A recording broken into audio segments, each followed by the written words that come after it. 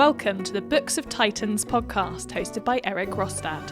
Join him on his 15-year journey through the immortal books.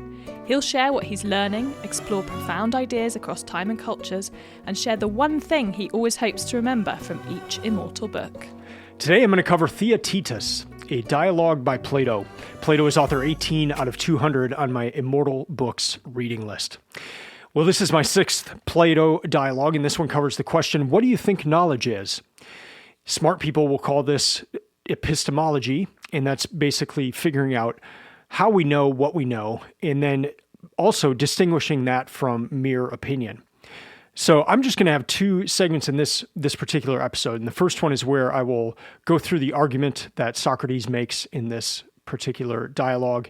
And then I want to share a few things that I really enjoyed about this one as well. And then in the final segment, I'll share my one thing, my most important takeaway from this one. As for the version that I read the translation by M.J. Levitt that's found in the complete works of Plato edited by John M. Cooper. There are also a number of other options. Loeb has an option. You can get a Hackett version of just this dialogue. Penguin has one where you get this dialogue and some others. And then Oxford World Classics also has one where you can get this dialogue with the Sophist dialogue as well. So a number of different options there. This is a Socratic dialogue. Not all of them by Plato are Socratic dialogues, but just what that means is that Socrates is somehow in the discussion. So this one is a discussion between Socrates and Theaetetus. And so what Socrates starts off with in this back and forth, this discussion with Theaetetus is with a question. And the question starts off right at the beginning, what do you think knowledge is?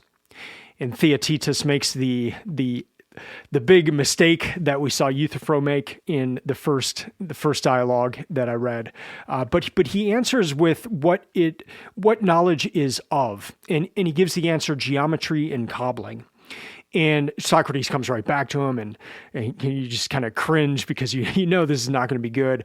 And Socrates says, well, that's what knowledge is of, but that's not what it is. And I asked you what do you think knowledge is? So you did not answer my question. And I love when this happens.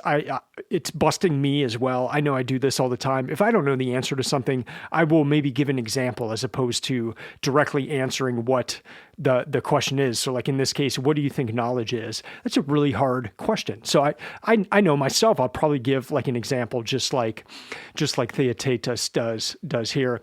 So Socrates scratches that one out. He's not going to accept that one. So he asks him again, what do you think knowledge is? And this time Theaetetus responds with this. He says, knowledge is perception. So basically, we perceive things with our senses, through our eyes, through our ears, and that is knowledge. We get to know things based on our perception. But what Socrates does is ties that response to Protagoras, another philosopher, and he says, Protagoras has this famous statement that man is the measure of all things. And so Socrates ties that to this answer that knowledge is perception, in the sense that if man is the measure of all things, and if I perceive things one way and you perceive things a different way, how is that knowledge? Because we have different, we have different ideas about what that thing could be based on our perception. And so if this is the case, how can anybody be wiser, or how can anyone actually have knowledge if we perceive things differently? And we can know, and then Socrates goes on and he says we can know something without perceiving it. And so this could even be the idea of memory in the sense of we may have experienced something, but then we're remembering it. So at that moment, we don't need to be seeing it or smelling it or that kind of thing, but we have it. We can call on it, but we're not actively perceiving it. So knowledge is perception. Socrates scratches that again. And then he closes with really putting a nail in the coffin of Protagoras by saying these things and how it undermines everything. So here's Socrates, three different things about this. And in conceding the truth of the opinion of those who think him wrong, he is really admitting the falsity of his own opinion. And that's Socrates talking about Protagoras. So if he's conceding the truth of the opinion that man is the measure of all things, so if he's conceding the truth of the opinion of others who say that he is wrong about saying that man is the measure of all things, he is really admitting the falsity of his own opinion. Further down, when he grants to the person who contradicts him that he judges truly, and that the truth of Protagoras is not true for anyone at all, not even for himself. So this is Socrates asking questions of Theaetetus, and just showing that, if Protagoras here goes by what he is saying here, the statement itself doesn't even hold up. So scratch that again, and when I say scratch that, it's really funny with these dialogues, and I think this is part of what took me a while to get into these dialogues by Plato, because I'm going along and I'm reading these arguments, and I'm thinking, and I'm tracking the argument, and I'm taking notes in the back, and I'm writing them down, and I'm tracking the argument, and Socrates just shows that it's not a valid argument. So in that scene in the movie Elf where Elf has this idea of what he wants to do with his father that day, and he's written it all out on his Etch-a-Sketch. And he's like, we're gonna do these fun things and make snow angels, and his dad's like, yeah, no, I've got to work. And Elf just takes the Etch-a-Sketch and shakes it so that it just gets all that off. That's kind of what I feel like reading these dialogues is I've got this list of things going, tracking the argument, and then okay, scratch that. Let's start from scratch again. So that makes these dialogues challenging, and it's part of what took me a while to get into them. But it's also good for the mind. So the next thing we do is Socrates says that he separates perception and judgment. And so you can have perception, but there needs to be judgment. But it can't just be neutral judgment, because you can have true and false judgment. So there needs to be true judgment that comes with it. So then later on, we get this working definition of knowledge, that it's correct judgment accompanied by knowledge of differences. But that doesn't even cut it. And so by the end, we end this dialogue and we do not even have a definition of knowledge. So that's what we set out to do. What do you think knowledge is? We get to the end. There's no definition of knowledge. And that's what we see a lot in these dialogues. We don't come away with a just short answer to these very difficult questions or concepts. But what we do get is we find out what it is not. And that is very helpful. And so we know that knowledge is not perception, because perception is relative in the sense of it's different for everybody. And so that can't be what knowledge is. And it's not true judgment. We find out that that's not what knowledge is either. So that's what we come away with. That's kind of the set of the main parts of the argument. This dialogue's rather large and long, so there's a lot in between all of that, but that is kind of the top level argument in this dialogue. Now, I just want to share a few things that I thought were interesting in this dialogue before I get into my one thing. So Socrates talks about himself as being a midwife, and this is something that I believe has come up in other dialogues, but this is Socrates' view of himself, and I think this is really helpful. It was helpful for me just to see, okay, this is what Socrates is trying to do in these discussions, in these dialogues. So I'm going to read a few parts here. So the first is this, and this is Socrates speaking. "You are forgetting, my friend. I don't know anything about this kind of thing myself, and I don't claim any of it as my own.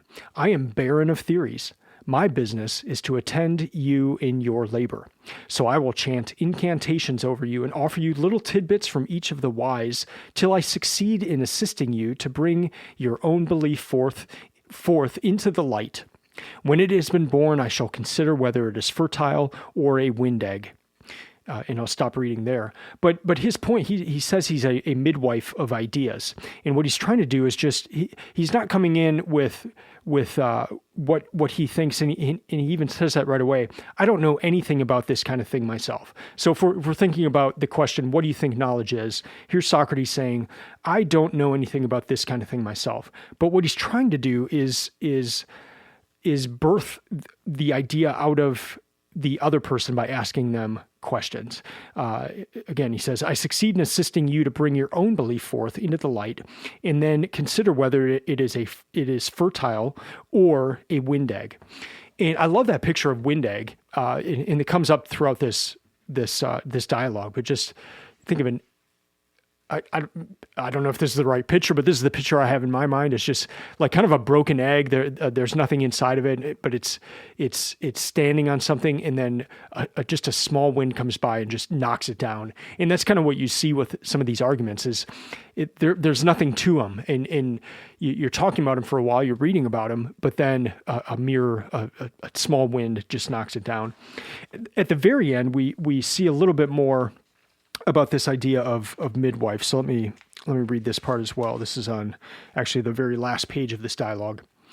I do not know any of the things that other men know, the great and inspired men of today and yesterday. But this art of midwifery, my mother and I had allotted to us by God. She to deliver women, I to deliver men that are young and generous of spirit, all that have any beauty. And so I'll stop reading there. But just again, this is his purpose, to deliver men that they are young and generous of spirit. And that's, he says, this is all that my art can achieve, nothing more. So it's very helpful in thinking about this dialogue, but then also others to come. There were also some parts about law and convention, and I thought this was helpful just as a way to think about them. Law and convention are described as truth and fact for that city.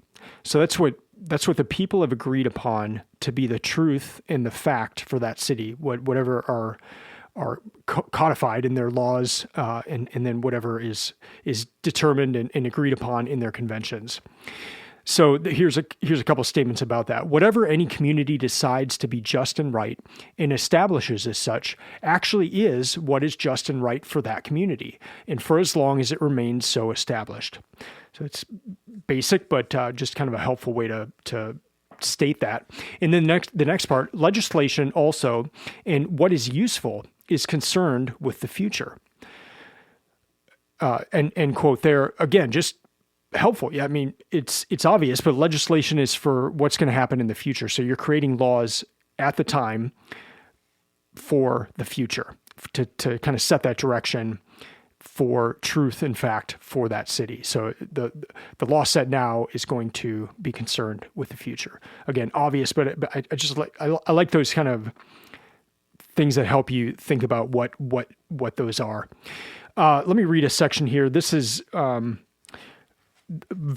virtue and about heaven, and I just like tracking this. If you've listened to the other episodes so far, you know that I'm really interested in where ideas of heaven came from, the afterlife, how it's different, how is Hades different from an idea of heaven, different from an idea of the Elysian fields, all that stuff. So here's a little part I'll read here.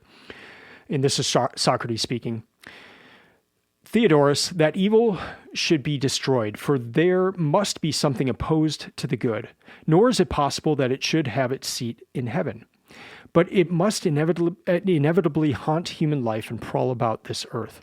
That is why a man should make all haste to escape from earth to heaven. And escape means becoming as like God as possible. And a man becomes like God when he becomes just and pious with understanding. But it is not at all an easy matter, my good friend, to persuade men that it is not for the reasons commonly alleged that one should try to escape from wickedness and pursue virtue. It is not in order to avoid a bad reputation and obtain a good one that virtue should be practiced and not vice. That, it seems to me, is only what men call old wives' talk. And I'll end there. That one was a little long, but it is not possible that evil should be destroyed, for there must always be something opposed to the good. Nor is it possible that it should have its seat in heaven. But then he talks about humans becoming just and pious to escape from earth to go to heaven. And that being contrasted with being just and virtuous in order to have a good reputation. And so you've got an idea more about the afterlife in this sense of the reason you are just and virtuous is because of those reasons, as opposed to just to have a good reputation. And I think back to Homer, I think back to the Iliad in the ideas of glory and honor, and how that was such a crucial thing. And then the afterlife at that point was just, you're in Hades, you're these shades, but the real glory, the real thing you wanted was glory and honor on this earth. And you see that determine so much of what Achilles does in the Iliad. And here Socrates is saying to kind of consider it the opposite way of to be just and virtuous for the afterlife, as opposed to just having a good reputation here. Last thing that I liked was a term called mob oratory. And that is whatever is likely to be acceptable to the mob. You kind of say whatever will be acceptable to the mob. But that term mob oratory was, I thought that was quite clever. So that's it for the arguments and some of the things that I enjoyed. Next up, I'll cover the one thing, my main takeaway from this dialogue. All right, let me give a little background to my one thing here in this case. The reason I started this entire reading project in 2017 was to read more books, but then also to remember what I read. And so I didn't want to just read a bunch of books and then forget. And then in 2023, that's when I started reading the immortal books, the great books, and have really that's been the focus, and that will be the focus for about 15 years here. So I'm very interested in memory. I am always looking for and experimenting with different ways to help me read and to remember what I read. And so it was just kind of like, there are a few side items in this dialogue, which I found to be the case so far, where there's these main arguments going on and they're very interesting, but then there'll be these like just side things, and maybe it's a sentence or a paragraph, and it's like, oh wow, that's really cool. And so there were some things about memory in this dialogue that I just loved. And so let me start by reading a paragraph. And again, this is Socrates speaking. And so this is how it starts. He starts with a question. And what about the condition of the soul? Isn't it by learning and study, which are motions, that the soul gains knowledge and is preserved and becomes a better thing?